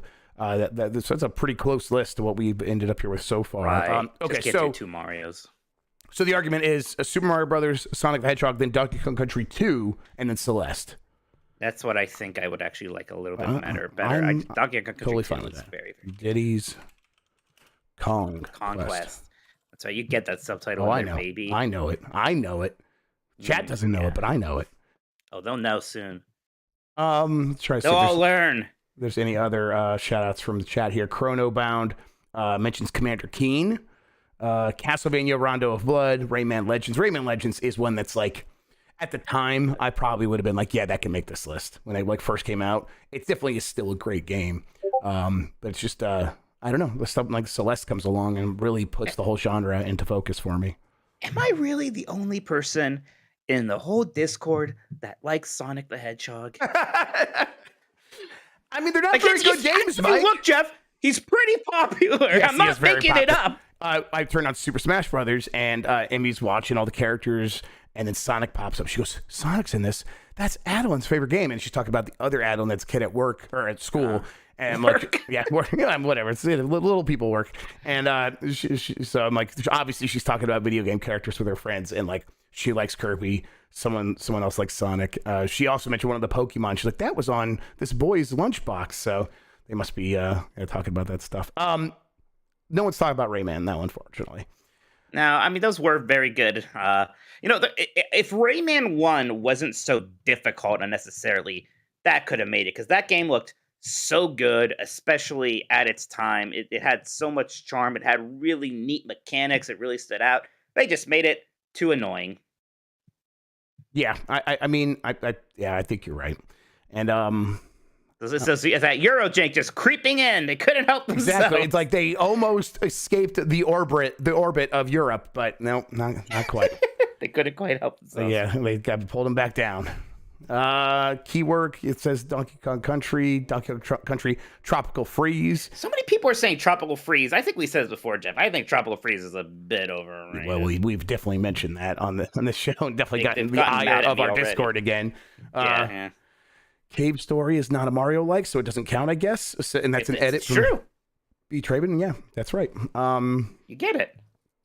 Ninja Gaiden. Jesus, Jeremy G. Chat. Sonic should make like a banana and go fuck itself.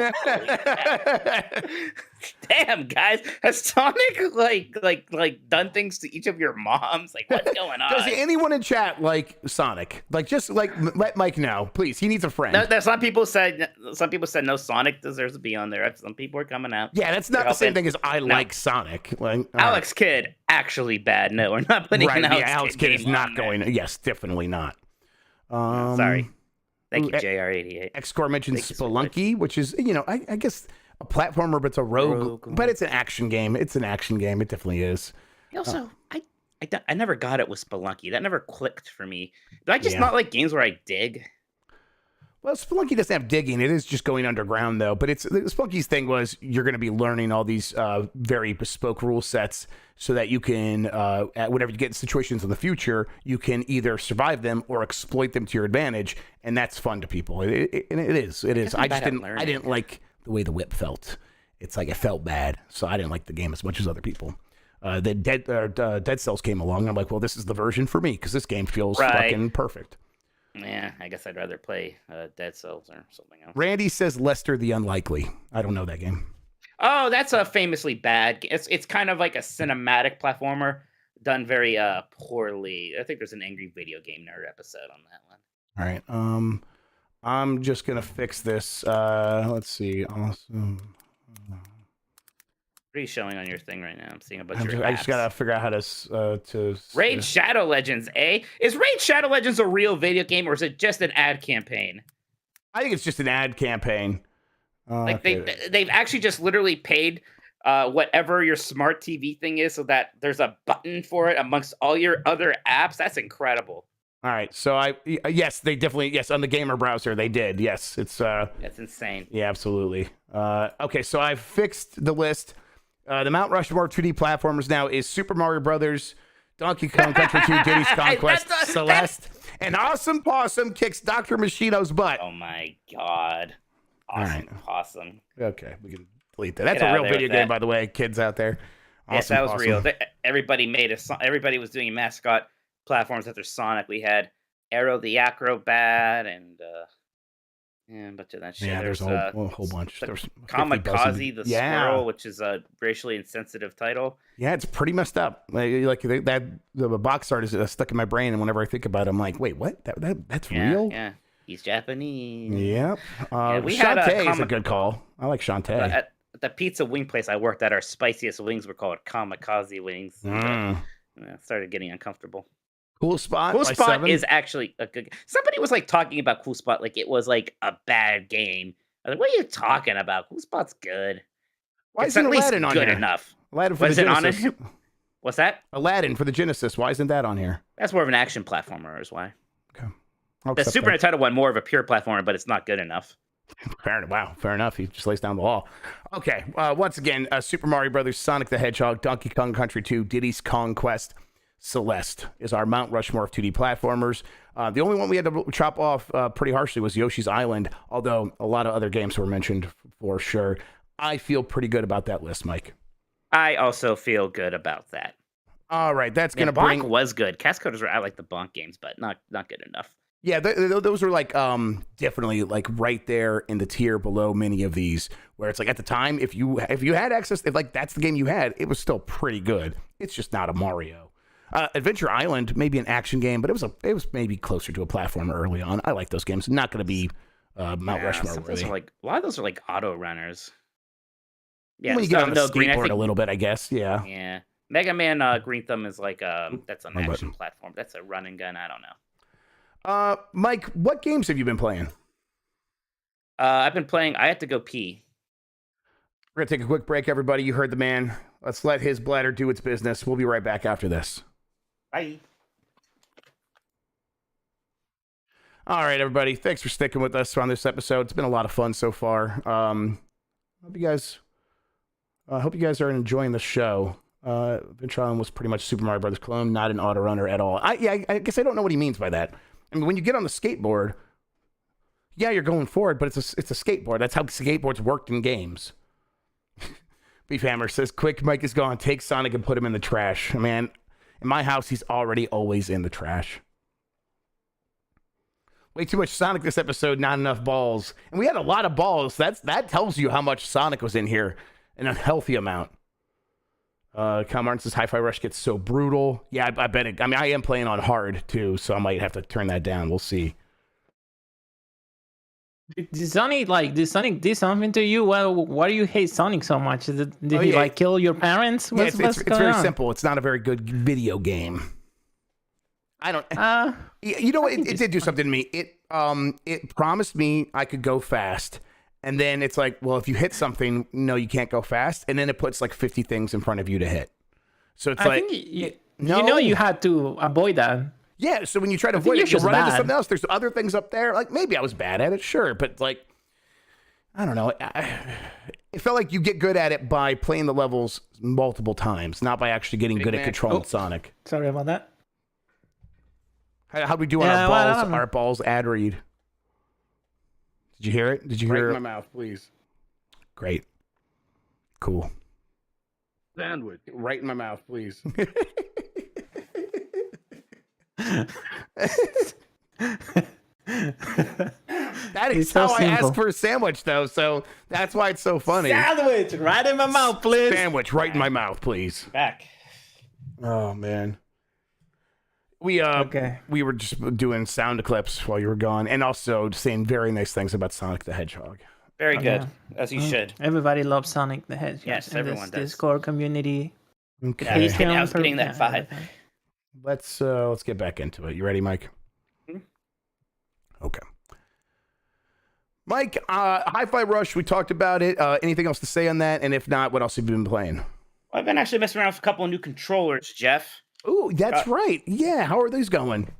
I got this PlayStation Edge right here, actually, which has been pretty good. It feels nice. I mean, I like the DualSense a lot. I like that controller already a good bit. So this feels very similar in the hand, obviously. It's just kind of like the Xbox Elite compared to the original. It's got a bit more heft to it, which is kind of nice, right? Makes it feel just like a little bit more expensive, a little bit more high-end, which is pretty cool. It's very easy to access your different profiles. Yeah. There's these two buttons at the kind of below the analog stick, so you hold that down, and then you push one of the face buttons. You can just switch between your profiles on the fly. That's nice. I'm not usually a big fan of these back trigger buttons, but along with the normal kind of long one, you have these small ones you can kind of see. That. And it's little really fans. Small. Yeah. Yeah. And this is much more comfortable for me to just kind of rest my fingers here. There's enough resistance where I'm not going to accidentally push these in. So those feel very good. And if you like the longer ones, you can put those on too. The case is pretty nice. Shape-wise, it's a lot like that case that the Elite comes in. It's just a hard cover, which again, I kind of like. Feels good. I don't know if I'm going to mess around with these analog nubs that look more like the PlayStation 2 analog nubs, I guess, but that's there. I don't know what this thing is. Lock, unlock. Is this for my wire? I think it's like a wire holder. I don't know what the hell this thing's for. Yeah, fair enough. But that's there too. But yeah, I like it. It's hard to say that this is worth $200, Jeff. Yeah, I mean, it's simply worth it to some people. Some people have already bought it.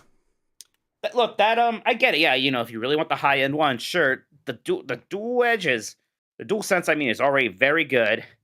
This is not twice as good as that, and it's ridiculous that the battery is somehow worse. Now, I haven't played it long enough to really drain out the battery on it, but that's what people are saying. The battery is rough, and the battery is 2/3 the size physically, 2/3 the size of the DualSense controllers. So there was one thing that should have been improved upon from the DualSense. It should have been battery life. That should not be worse. Yes, but yeah. It is a pro controller. You can plug it in, and maybe you're supposed to plug it in because it's for professionals, professional gamers. It does come with it comes with a pretty long cord, I guess. Yeah, so, I just want to give people there's a benefit of the doubt there a little bit, but I don't know. I think most people getting these are going to like be playing wirelessly. I bet you're going to have to, at least if you don't already own one, invest in a dock to really make this thing feel like it makes sense. Because otherwise, it actually is just always going to be plugged in, and that would be annoying to me.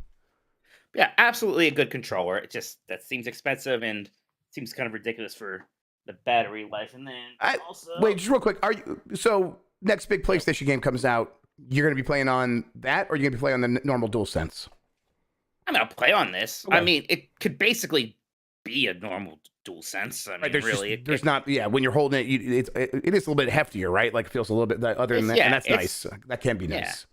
Yeah, it's heftier, and it hasn't broken like my Elite did. I'm kind of upset about the Elite. Yeah, you're not the only one. Absolutely, yeah. My B button just doesn't really work on that thing. So yep. Yeah. So granted, very new, still plenty of time for it to break, but so far it seems good. Cool. Are you ready for my Nixie? Yeah, kind of. I wish mine was here, but you're right. You did order before I did.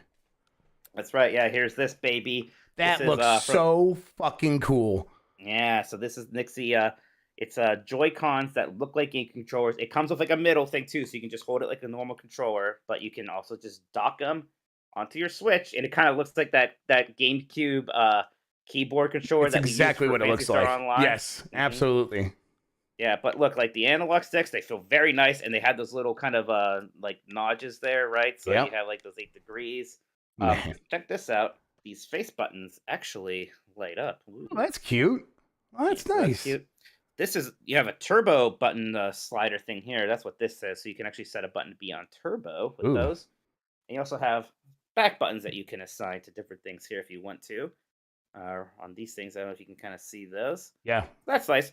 But the big thing here is that it's the GameCube controller, right? It looks just like it's the same button layout. It feels pretty good. Now, the analog sticks, it looks like or like the shorter buttons, they look like they're analog to the GameCube. It's pretty... Right, I mean, there's no reason for them to be analog, yeah. Right. And they're all 4 of these are actually kind of a little clicky for my taste. I don't quite like how these feel a whole ton, but not a big deal. But yeah, the face buttons, the analog sticks, and yeah, this is improved from the original GameCube. Big, beefy D-pad feels very good on this thing. So have you been playing any Switch games with this, and how does it feel to play like a normal Switch game? Well, I played Smash Bros. With it first, which ruled. Sure, that would make sense. Okay, that makes sense, yeah. Right, because, I still like playing Smash Bros. Games with GameCube controllers. So now I can literally do that while using it in handheld mode. So that's pretty cool. And then I was just playing Fire Emblem with it, which, like, obviously, like, there's, that works very well because that's just a turn-based strategy game. So, yeah. I kind of just want to use this unless I'm traveling, in which case all this extra width and half that means it's not going to fit in my case. It's going to be less portable when I'm just hanging around home. Yeah, around the house it seems great. Awesome. It seems it's significantly more comfortable than a normal Switch, right? Because now I have and I was never one, I never needed, I was never that bad off of the original Switch. I never needed like a case or those handles that people got really, but like having these GameCube handles here, and obviously I'm very used to the GameCube controller, feels very good. I'm like yes, Nitin Derek in chat says he wonders how it'll work with like a lot of different Switch games. I am like, that's the one thing I'm like, the button layout is just different enough that maybe it'll be a little weird, but I don't know, the big A button just being the A button, that should be like a pretty home base. The X and Y are in different places, right? So X, which is normally to the left. Left is on the right here, but I can't imagine. And the Y is up top. No, I think X is the top. X is the top, right? And the Y is over the left. Yes. So it's just kind of shifted a bit, but I don't know. I can't imagine it would really suddenly change things. There might be some issues where, like, maybe some games have you using both the like the X and Y together. I don't know that you should be able to do that. But maybe X and B together. That would have been possible. Maybe there's like a game that has like a quick time event where like it's like push the top button on your face thing. Maybe that'll get weird, but I imagine it's going to be really. I think for the few cases, 90% of the time, it's probably not going to be an issue at all. And then of that 10%, you'll be able to survive just fine. Then you get a cool GameCube controller thing to attach to your Switch. I do hope to use this like as my primary way of interacting with the Switch going forward. Like that's my hope. And so I'm glad to hear you like it. I guess the thing I was worried about was like build quality and does it feel like it's worth the $70 that I paid for it? Because I know a lot of people had a discount code and I forgot to use mine, so I paid $70. Does it feel worth that money? It's pretty good. It feels pretty stable to me.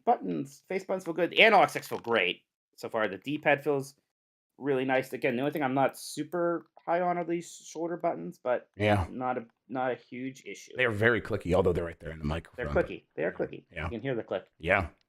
Yeah, I'm pretty happy about it. Yeah. And even if, honestly, like even if it was just a novelty, I would want to get it because I just love the GameCube that much. But the fact that it works like well, I'm very stoked. Nintendo Derek's got another question for you, and you didn't mention this, but let's just reiterate.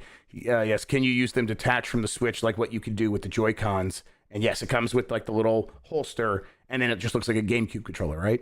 Mm-hmm. Yep, exactly. Yeah, it has like a holster thing that it comes with, so it could just be a normal, like it almost kind of feels like a pro controller like that. But you also could, I assume there's no issue just holding them in your left and right hand and going all willy nilly.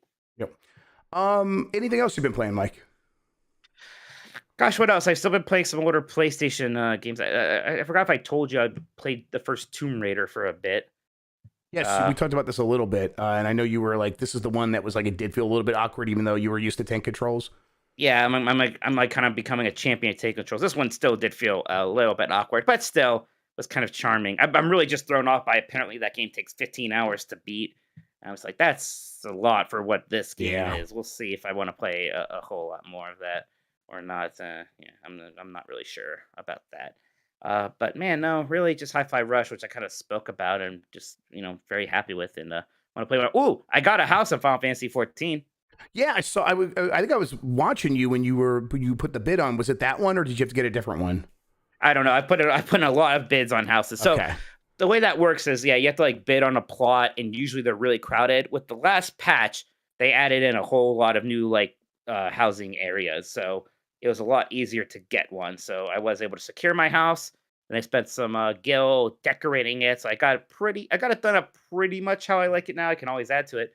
But yeah, it's neat. Like, it's kind of like my new little home base in that game. And it's in Ishgard, which is sort of my favorite city from the game, which is the one that's like really sort of like stone medieval feeling. It's like a lot of snow and stuff like that. It's probably, and I'm going to sound like a hypocrite saying this, very Game of Thronesy, I think. But yeah, it's just someone else mentioned to me like a lot of Final Fantasy 14 stuff was very Game of Thronesy. Like, not surprised that Yoshi P may be going back to that well for 16 as well. But do you have enough money left over for the other thing? You were going to spend a bunch of money on something else, right? Well, I'm just trying to reach having 100 million gil. Okay. And this actually was just 3 million gil to buy and then like 2 million to furnish. I have way too much gil. It's like my weird sub game is just hoarding money. That's my real fantasy is as actually having an indefinite amount of disposable income, I guess. Yeah, sure. Yeah, I get that. I still want to reach 100,000 just because that's a big round number. Yeah. I had another question. You decorated it. Oh, so what's the plan? Like, is it just decorating it, Animal Crossing stuff, or do you you start Airbnb-ing it or something, or what? No, you decorate it Animal Crossing. I'm actually surprised how well it works too. It's like a really robust system. There's a lot of stuff you can buy. A lot of crafters can make things. You can buy it from like these auction boards where you buy stuff that people make. So, and yeah, placing things, you have a lot of control over that. So yeah, like decorating was itself a lot of fun. You can also put practical things in there. You can put like certain shopkeepers in there, or like the people who repair your equipment. You can put the thing that lets you recall retainers, who are kind of characters that can go out and do these submissions for you, kind of like a mobile game when you get rewards for that. So yeah, there's a lot you can do with it, which is pretty neat. So yeah, and then like it's like I'm in this little neighborhood. Like people stop by. It's like, oh, I own the plot over on area 15. Oh, howdy, cute. neighbor. I was like, oh yeah, how's it going? Right? It's almost like old school Ultima Online shit. That's right? weird. Yeah, I for one am shocked that Final Fantasy 14 introduced a system that is pretty good, and people like that is very weird for that game. Well, it's weird because World of Warcraft never did player housing. Even right. Didn't it announce it or something? When it launched, there was like a portal with a gate in Stormwind, and it's just like one of like the loading portals, and it never activated, never went anywhere. And like the plan was that's where player housing will be someday, and they just never did it. The closest they got was with their garrison system in the Warlords of Draenor expansion. That wasn't really player housing. So yeah, they just never quite did. I mean, it's a complicated thing to try to figure out. Even Final Fantasy had a lot of growing pains with it, just because of like there's a scarcity to it, and people get frustrated that they Right. I was can't get a gonna house. say, like, is there a reasoning as far as you could tell why it works this way instead of just saying everyone gets their own house and it's sort of instanced? I guess it's important to them that they do have these actual neighborhoods, right? Right. So if you And instance that's it, how do really you cool. I think that's choose- really cool. Right, it is, but it is like this problem where there's only so many of them, and it can be really frustrating to. Again, when I was bidding on them before, I would be like one of 40 people bidding on a small plot, so my chances for that week would be like 1 in 40. Mhm. So it's rough. But when this happened, I was like the only one bidding on this plot because they added so many more in that patch, which is nice. And yeah, Mosubi saying it takes up server space and stuff like that because it's not just an instance thing. They are actually making real zones with it. And I do think that is cool. I do like I having agree. that neighborhood aspect. I can walk around, see how other people are decorating and stuff like that. Build a monument to AJ's house from Eco and just leave it Yeah, there. I'll start the historical society. Exactly. So man, it's just a crazy like this whole other thing I can do inside like this game. Like I've even like spent there's so much like main-ish content stuff I should be doing, like getting my best weapon or like doing these raids, and instead I've been spending so much time like discovering this housing system, and I got back into PvP again recently, just stuff like that. That's a very good game. Like I'm still playing some World of Warcraft, but I am already once again playing more Final Fantasy 14 Yeah. than World of Warcraft. I think from the outside looking in, it does seem like Final Fantasy really nailed the thing that World of Warcraft got right early, which is just let people figure out how they want to have their own fun and don't try to shave off those rough edges. Actually lean into it and make those rough edges even funner. And it seems like that's what Final Fantasy does. King is saying check give ESO try. I have, and I was enjoying it. But it doesn't feel MMO-y enough at first, which is kind of rich because Final Fantasy 14 is not, when you're just leveling up, isn't super MMO-y either, really. You can almost play it solo. I was liking it. It really is just a problem of I play Final Fantasy a lot. I play some World of Warcraft. It's hard to mix anything else in there. I've been like still playing some Fire Emblem, still playing that, still really enjoying that. I did start a little bit of Dead Space and just played the beginning section because my controls were mostly busted, but saw the way it looked. But it just kind of goes back. There's a lot of games coming out right now. Then suddenly I'm playing Hi-Fi Rush again. I'll be playing a little bit of GoldenEye tonight, I think. Still playing a lot of games with my kids. We played Piku Niku and Kirby today, and then I showed them Smash Brothers. We were playing that. So playing a lot of games, but number one on the list right now probably still is Fire Emblem, followed very closely by Hi-Fi Rush. These are both very exciting, very good games right out of the gate for me. So it's starting off as a pretty good year. And then I'm trying to think, like, I know there's more big games coming soon. I know the next one is like SpongeBob, but February gets going here. SpongeBob. Yeah, me too. I mean, it that should not be named is also coming pretty soon, Jeff. The discourse has already started. Yeah, that's February 10th. There's more in February though, isn't there? I thought there was, but it certainly seems like there should be. Well, there's in February. There's Tales of Symphonia remastered, of course. Yeah, the 30 frames per second. PSVR 2 is coming. That's probably what I'm thinking of. Oh, right, without Astro. Yeah. Boo. Oh, is that Yakuza Like a Dragon thing happening? Yes, Ishin Like a Dragon and Kirby. Atomic Heart. Kirby's Return to Dreamland Deluxe. Yeah, so there's a lot happening. Kerbal Space Program 2. Oh, man. That's what I'll be spending my time with. So it's not going to slow down. Things are going to keep going. But for now, honestly, I just can't recommend it enough. Go pick up High on Life. If it's for some reason you don't have Game Pass. Not High on Life, not Jeff. High on Life. You know what happened? Please don't go play High on Life. There's this game called Chef Life, and I'm looking at it, and it looks like it has almost the exact same logo as that, and my brain just completely skipped, which has been doing a lot recently. They both start with I. I get it. It's confusing. Go play Hi-Fi Rush, and then that's why Hi. Yeah. Oh, geez, Grandpa Jeff, you suggested the wrong game. Yeah, time to go back to bed, Grandpa Jeff. Okay, all right. I was doing a Rick and Morty thing. Oh, okay. Now you are Grandpa Jeff. You're not even understanding my references. I was trying to get away from Justin Roiland, but here we are. No, you back at him. can't. You can't escape him. Actually, you can very easily. He's been deplatformed, I think. Yeah, although, like always, I don't think it'll last forever. That'll all just come back around. The cancellation will never stick. Is he going to make a show with Gina, whatever? Yeah, Gina Carano, yes, on the Blaze Network. Yeah, with Glenn Beck. Yes, almost certainly. All right, everybody. We're going to get out of here. Mike, where could people find you on the internet? Twitter and Twitch at Koto. We got for the podcast producers, we're doing Jeopardy tomorrow.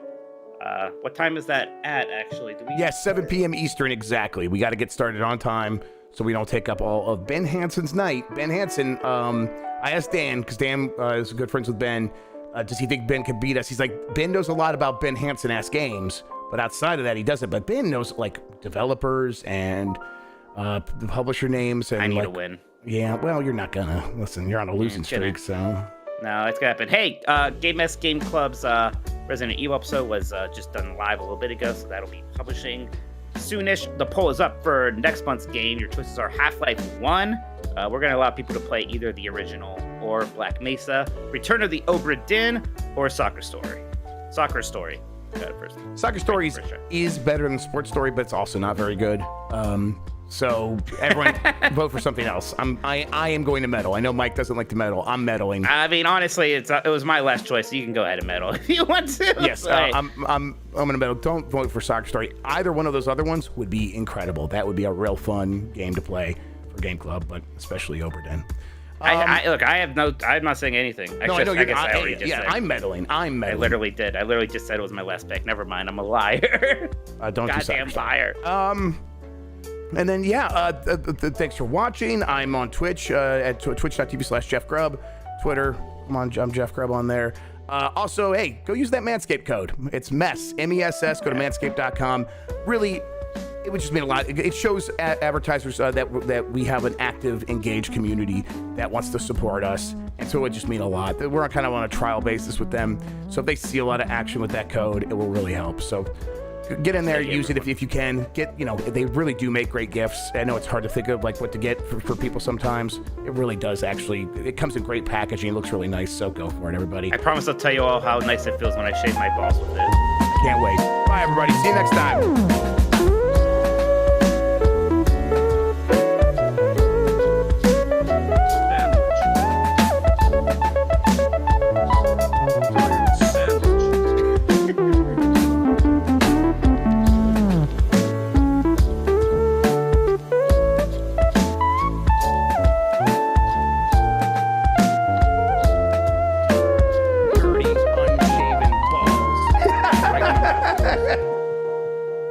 He's in me now. Right in my mouth, please. Manscaped.com. Sandwich.